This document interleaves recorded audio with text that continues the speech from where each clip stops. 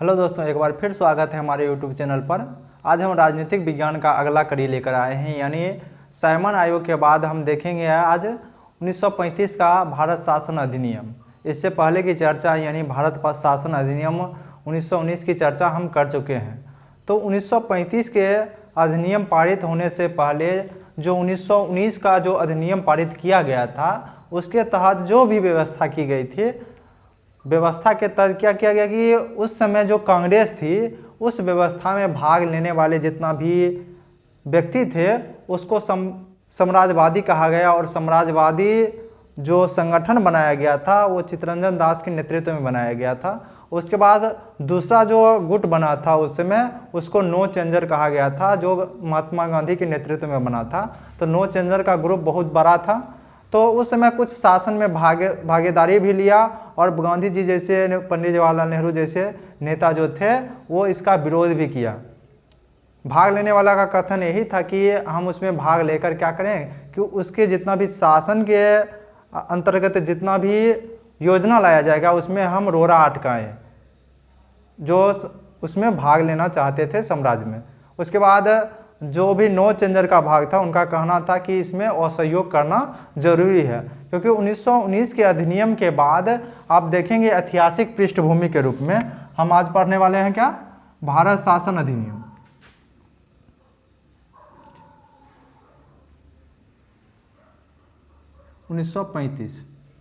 इसका जो ऐतिहासिक पृष्ठभूमि था, ऐतिहासिक पृष्ठभूमि में आप देखेंगे कि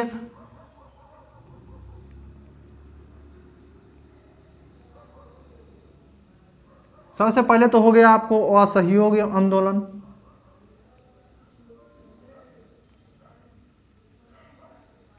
ये 1920 में गांधी जी के नेतृत्व में, यानी खिलाफत आंदोलन के साथ एक आंदोलन की शुरुआत की गई थी गांधी जी के नेतृत्व में, जिसको असहयोग आंदोलन कहा गया था। दुर्भाग्यवश जिस दिन इस आंदोलन की शुरुआत की गई थी, यानी 1 अगस्त 1920 को, उसी दिन भारत के जो गरम दल की नेता जैसे माना जाता है बाल गंगाधर तिलक को, वो उसी दिन उनका देहांत हो गया था। और देहांत होने के समय ही ये क्या कह सकते हैं कि जिस दिन शुरुआत हो रहा था उसी दिन बाल गंगाधर तिलक का देहांत हो गया था।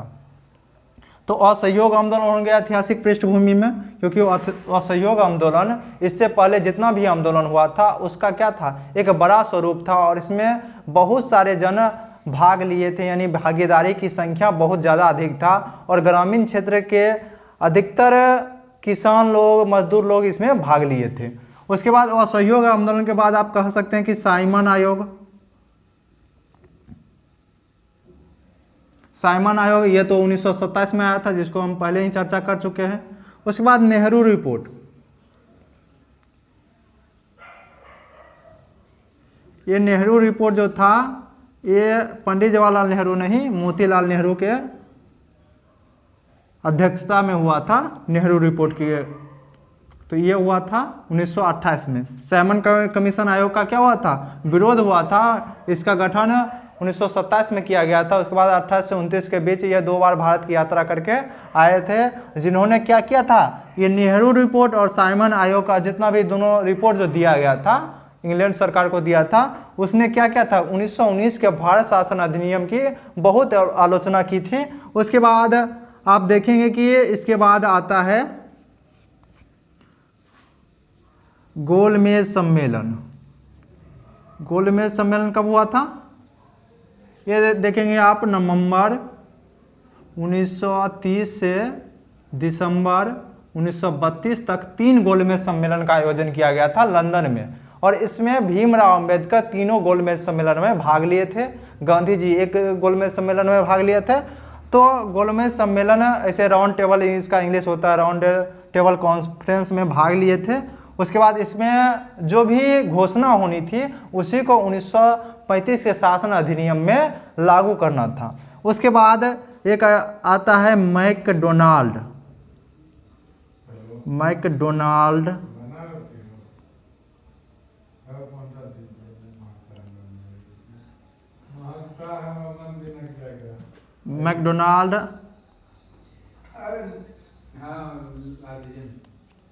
का सांप्रदायिक घोषणा, साप्ताहिक घोषणा, ये 1932 में लागू हुआ था। 1932 में मैकडोनाल्ड जो था, इनके द्वारा क्या किया गया था, एक सांप्रदायिक अवार्ड की घोषणा की गई थी, जिसके तहत हरिजन व्यक्ति को, जिसको हरिजन आप समझ सकते हैं, हरिजन जिसको दलित कहा जाता है, हरिजन व्यक्ति को अलग से अलग से निर्वाचन पद्धति में भाग लेने का सीट भाग लेने के लिए घोषणा। इसके द्वारा क्या किया गया था कि हरिजन को भी अलग से सांप्रदायिक घोषणा की गई थी, और इसके तहत ये मैकडोनाल्ड जो रिपोर्ट तैयार किया गया था, यानी जो घोषणा की गई थी, इसी को सांप्रदायिक घोषणा भी कहा जाता है, और ये 1932 में मैकडोनाल्ड के द्वारा सौंपी गई थी इंग्लैंड सरकार को। उसके बाद अगला जो है, अगला को कहा जाता है लोथियन रिपोर्ट। लोथियन रिपोर्ट ये 1934 में लागू हुआ था। 1934 में रिपोर्ट आया था लोथियन रिपोर्ट। ये चुनाव सुधार के लिए था। चुनाव सुधार तथा प्रांत में स्वायत्तता, माने प्रांत के लिए अलग से विषय दे दिया जाए ताकि वो अपना स्वयं शासन कर सके। इसके आगे हम जानते हैं कि ऐतिहासिक पृष्ठभूमि के बाद इसका जो मुख्य बिंदु जो है उसको हम देखते हैं। तो मुख्य बिंदु देखने के लिए हम इसको पहले साफ कर लेते हैं, उसके बाद हम देखते हैं इसका मुख्य बिंदु क्या था। तो चलिए देखते हैं हम 1935 के अधिनियम के मुख्य प्रावधान क्या क्या थे। प्रावधान, तो सबसे पहले क्या किया गया कि इसके तहत सर्वप्रथम संघीय शासन प्रणाली की शुरुआत की गई। यानी सर्वप्रथम की जगह पहली बार लिखना भी ज़्यादा उचित होगा। पहली बार संघीय शासन प्रणाली की शुरुआत।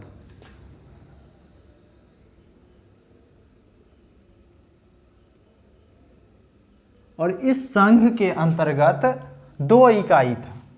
2 इकाई मतलब आप समझ सकते हैं कि एक को कहा गया ब्रिटिश प्रांत कहा गया, और दूसरा को कहा गया देसी रियासतें।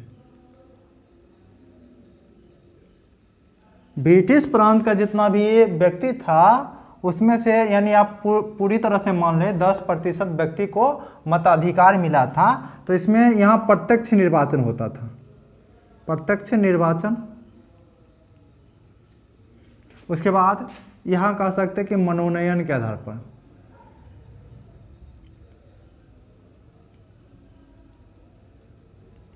प्रत्यक्ष हटा देना उचित समझते हैं। यहाँ निर्वाचन हो रहा था और यहाँ मनोनयन के आधार पर क्या किया जाना था कि जितना भी प्रांत था उसमें शासन प्रणाली की स्थापना जो की जानी थी, यहाँ देसी रियासतें में मनोनयन के आधार पर किया जाना था और ब्रिटिश प्रांत में निर्वाचन के द्वारा किया जाना था। यानी आप कह सकते हैं कि 10% जनता को मतदान का अधिकार मिला। मतदान का अधिकार मिला।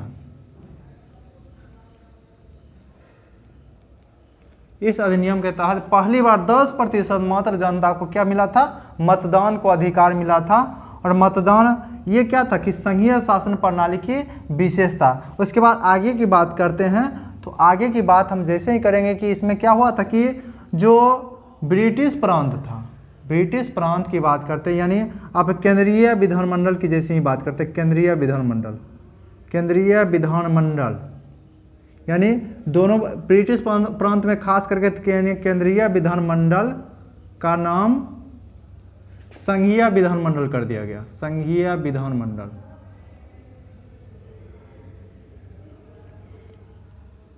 कर दिया गया। यानी जैसे एक फिगर हम बराबर बनाते रहते हैं, ये फिगर बना लिए। उसके बाद एक इसको कहा गया संघीय विधानमंडल,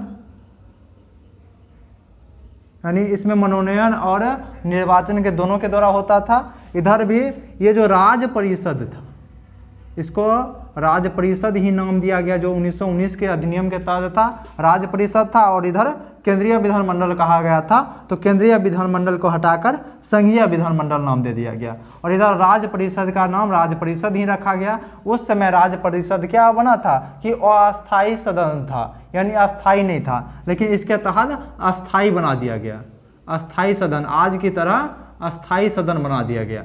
यह अस्थायी सदन हो गया था, और 9 वर्ष में 9 वर्ष का इसका कार्यकाल था, यानी आप कार्यकाल लिख सकते हैं, कार्यकाल 9 वर्ष का था। और क्या था कि प्रत्येक 3 वर्ष में 1/3 सदस्य की नियुक्ति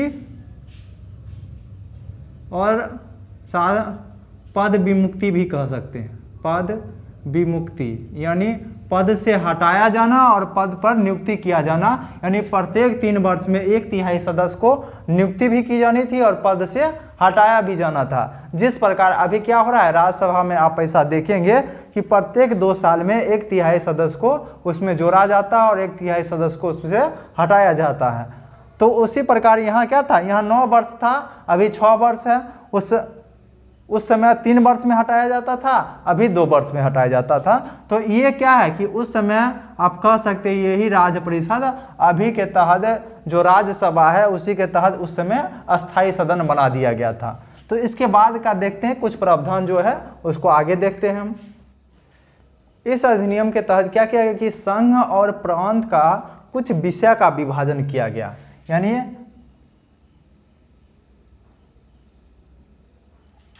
लिख सकते हैं संघ और प्रांत में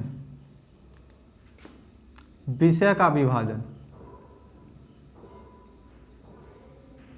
विभाजन कैसे किया गया, तो हम पहले क्या था उस समय 1935 में क्या था, 1950 में क्या हुआ और अभी क्या है उस विषय के अंतर्गत, यानी विषय का विभाजन कैसे किया गया था, संघ सूची, संघीय सूची उस समय कहा गया, अभी जो संघ सूची है, उसके बाद प्रांत सूची और समवर्ती सूची, समवर्ती सूची के आधार पर किया गया था। तो 1935 में क्या था, उसके बाद 1950 हम लिखते हैं, और वर्तमान में, यानी वर्तमान में संघ सूची में कितना है, प्रांत सूची में यानी राज्य सूची में कितना है और समवर्ती सूची में कितना है। तो इसके आधार पर हम लिखते हैं, इधर पर लिख लेते हैं संघ सूची, राज्य या प्रांत सूची, उसके बाद समवर्ती सूची। तो उस समय जो 1935 का अधिनियम जिस समय पारित हुआ था उस समय संघ सूची में 59 यानी 59 सूची यानी विषय का सूची उसमें निर्धारित किया गया था, यानी 59 विषय पर क्या कर सकता है, संघ कानून बना सकता है। उसके बाद प्रांत सूची की बात किया जाए तो प्रांत सूची में 54 विषय थे और समवर्ती सूची में 36 विषय थे। तो यानी 54 विषय पर प्रांत क्या करेगा कि कानून बनाएगा और समवर्ती सूची में दोनों कानून बनाएगा। और अवशिष्ट शक्ति लिख सकते हैं, अवशिष्ट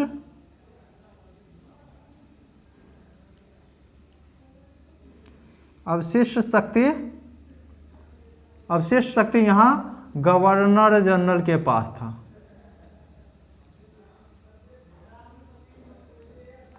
उसके बाद 1950 में हम देखते हैं तो 1950 में ये जो था ये वाला 97 हो गया था, यानी संघ सूची में 97 विषय थे। उसके बाद राज्य सूची की बात करते तो राज्य सूची में 66 विषय थे और समवर्ती सूची में 47 विषय थे 1950 के तहत। और अवशिष्ट शक्तियाँ आप जानते हैं कि अवशिष्ट शक्तियाँ केंद्र के पास है, किसके पास है, केंद्र के पास। उसके बाद वर्तमान की बात करते हैं तो संघ सूची में 3 विषय बढ़ गए हैं, यानी 100 हो गया है। उसके बाद प्रांत सूची यानी राज्य सूची में 5 विषय घट गए हैं और 5 विषय घट के 61 विषय हो गए हैं और समवर्ती सूची में 5 विषय बढ़ गए हैं और 5 विषय बढ़ने के बाद 52 हो गए और अवशिष्ट शक्ति अभी भी केंद्र के पास है। तो ये था उस समय समवर्ती सूची प्रांत सूची का विभाजन। आप हमें आशा है कि ये विभाजन आप समझ गए होंगे। इसको साफ करने के बाद अगला प्रावधान हम देखते हैं। इस अधिनियम के तहत क्या किया गया, प्रांत में जो द्वैध शासन था यानी डायरकी सिस्टम जो 1919 में लागू किया गया था, उसको हटाकर प्रांत में स्वायत्तता स्थापित की गई थी। प्रांतीय स्वायत्तता यानी डायरकी सिस्टम को हटाया गया था। आप लिख सकते हैं डायरकी यानी इस सिस्टम को हटा दिया गया था। उसके बाद क्या किया गया था कि इस सिस्टम के तहत क्या किया गया था कि संघीय न्यायालय की स्थापना, संघीय न्यायालय की स्थापना कब किया गया था? संघीय न्यायालय की स्थापना 1937 में किया गया था इसी प्रावधान के तहत। यानी अभी जिसको हम सुप्रीम कोर्ट करते हैं, जिसको संघीय न्यायालय कहा जाता है, और संघीय न्यायालय इसको इंग्लिश में कहा गया था फेडरल कोर्ट कहा गया था। और इसके विरुद्ध अपील कहाँ की जानी थी? अपील प्रीवी काउंसिल में। इसके विरुद्ध अब आपको अपील अगर करनी हुई थी तो प्रीवी काउंसिल, जो इंग्लैंड में प्रीवी काउंसिल था, उसमें जाकर इसके विरुद्ध आप अपील कर सकते हैं। क्योंकि इंग्लैंड में इधर ही 2010 में क्या हुआ था कि फेडरल कोर्ट की स्थापना यानी सुप्रीम कोर्ट की स्थापना वहाँ की गई थी। तो सुप्रीम कोर्ट उस समय भी नहीं था, अभी वो 2010 में जाकर वहाँ सुप्रीम कोर्ट की स्थापना हुई है। उसके बाद क्या किया गया था कि 1937 में इसी अधिनियम के तहत बर्मा को अलग कर दिया गया था। बर्मा जिसको अभी म्यांमार कहा जाता है, म्यांमार जो इसको कहा जाता है, को भारत से अलग किया गया, भारत से अलग कर दिया गया। आज वो रहता तो भारत के साथ ये भी रहता, बर्मा भी शामिल रहता इसमें। उसके बाद इसी के तहत क्या किया गया था कि मुद्रा और साख नियंत्रण के लिए भारतीय रिजर्व बैंक की स्थापना।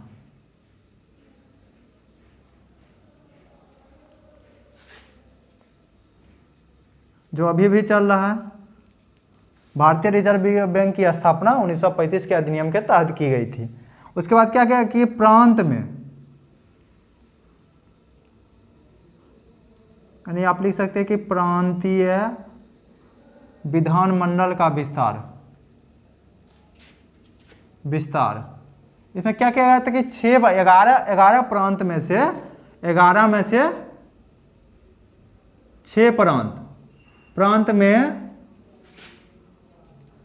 द्वैध शासन एक प्रकार के कह सकते हैं कि द्विसदनीय व्यवस्था की स्थापना की गई। द्विसदनीय व्यवस्था, जिस प्रकार केंद्र में द्विसदनीय व्यवस्था था, उसी प्रकार प्रांत में भी द्विसदनीय व्यवस्था की गई थी। और द्विसदनीय व्यवस्था कहाँ की गई थी? तो इसमें 3 वो बी था।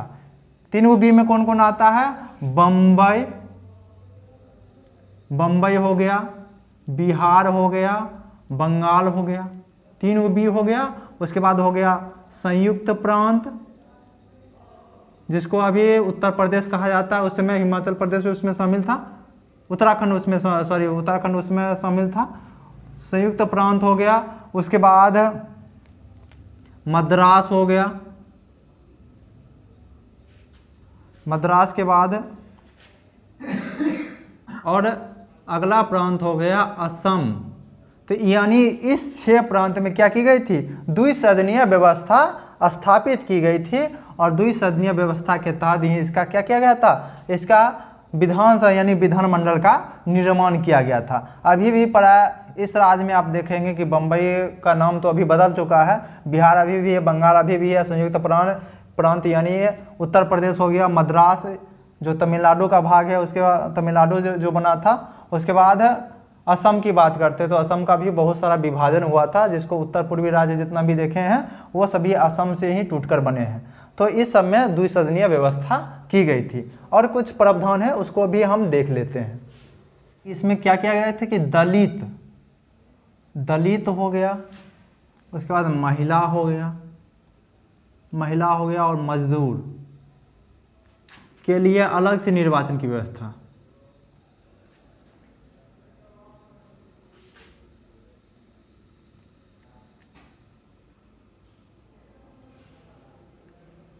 यानी मैकडोनाल्ड जो अवार्ड था, यानी सांप्रदायिक अवार्ड जिसको कहा जाता है, उसी के तहत क्या किया गया कि दलित, जिसको हरिजन कहा जाता है, महिला तथा मजदूर के लिए अलग से निर्वाचन की व्यवस्था की गई। यानी मुस्लिम लीग के जैसा नहीं, यानी उस समय जो मुस्लिम लीग को मिला था कि ये आप क्या करेंगे कि ये अलग से, यानी जो मतदाता होगा और मतदाता यानी मुस्लिम कैंडिडेट भी होगा और मुस्लिम मतदाता भी होगा, उस प्रकार की व्यवस्था नहीं की। एक प्रकार की कह सकते हैं कि आरक्षण जो अभी वर्तमान में भी चल रहा है। मजदूर की छोड़ की बात करते हैं तो दलित और महिला का आरक्षण अभी वर्तमान में भी चल रहा है। उसके बाद इसी अधिनियम के तहत फेडरल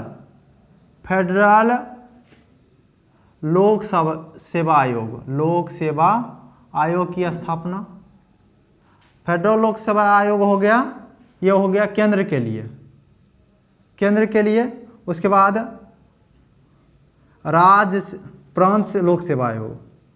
प्रांत लोक सेवा आयोग, जिसके तहत अभी राज्य सेवा लोक सेवा आयोग चल रहा है, लोक सेवा आयोग, यह हो गया प्रांत के लिए। उसके बाद 2 या 2 से अधिक प्रांत के लिए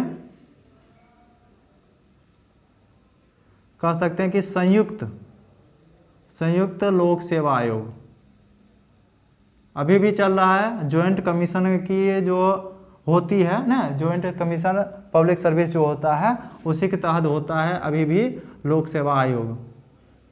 ये क्या किया गया था कि उस समय फेडरल लोक सेवा आयोग की स्थापना, प्रांतीय लोक सेवा की आयोग की स्थापना प्रांत के लिए किया गया था, और 2 या 2 से अधिक प्रांत के लिए संयुक्त लोक सेवा आयोग की स्थापना की गई थी, जो वर्तमान में भी चल रहा है। यही सब प्रावधान है जो वर्तमान में चल रहा है। अब यह जो अधिनियम लागू किया गया था, इस अधिनियम को 1935 में बना था। उसके बाद जुलाई 1936 में यह प्रावधान लागू हुआ था, और इसके तहत 1937 में चुनाव था। 1937 में इसका चुनाव हुआ था, और चुनाव में क्या हुआ था कि 5 प्रांत में कांग्रेस की जीत। उसके बाद आप कह सकते हैं कि 5 प्रांत हो गया। उसके बाद उत्तर पश्चिम सीमा प्रांत हो गया। उसके बाद असम हो गया। इसमें क्या होता कि ये कांग्रेस की मिलीजुली सरकार बनी थी। उसके बाद की बात किया जाए तो सिंध जो था, सिंध में मुस्लिम लीग जीता था। मुस्लिम लीग जीता था। उसके बाद पंजाब की बात करते हैं, अपने बंगाल की बात कर लेते हैं। बंगाल में जीता था कृषक प्रजा पार्टी। और एक जगह और बच जाता है, जो पंजाब क्षेत्र था, पंजाब में यूनियनिस्ट पार्टी का विजय हुआ था। यानी 5 प्रांत में तो बहुमत मिल गया, कांग्रेस को मिल गया। उत्तर पश्चिम सीमा प्रांत और असम में कांग्रेस के साथ कुछ अन्य दल मिलकर क्या किया गया था, वहाँ सरकार बनाया गया था। उसके बाद सिंध में मुस्लिम लीग की मिले थे, बहुमत मिली थी। उसके बाद बंगाल में कृषक प्रजा पार्टी, बराबर ये क्वेश्चन पूछा जाता है कि कृषक प्रजा पार्टी की जो जीत हुई थी वो बंगाल में हुई थी। उसके बाद पंजाब की बात करते हैं तो यूनियनिस्ट पार्टी की जीत पंजाब में की गई थी। तो यही था 1935 के अधिनियम का मुख्य प्रावधान। आगे का प्रावधान जो है क्रिप्स मिशन हो गया। उसके बाद 1947 का भारत स्वतंत्रता अधिनियम, और उससे पहले आप कह सकते हैं कि जो कैबिनेट मिशन आया था, इसको लेकर हम जल्द ही वीडियो बनाएंगे। तब तक के लिए धन्यवाद।